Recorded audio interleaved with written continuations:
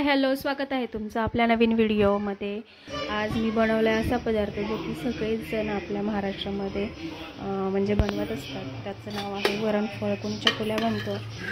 तुम्ही मला कमेंट्समध्ये सांगा की माझं कसं झालं वरणफळ। तुम्ही पण असं करता का तुमच्या घरी जेवायला कधीतरी स्पेशल? मस्त असं वरणात चपात्याचे छोटे छोटे काप करून टाकले, मस्त असं केलेलं आहे। तुम्ही पण खाऊन घ्या, आम्ही खातो आता। चला बाय बाय, थँक्यू। पूर्ण व्हिडिओ बघा, लाईक करा, शेअर करा, सबस्क्राईब करा। Bye bye.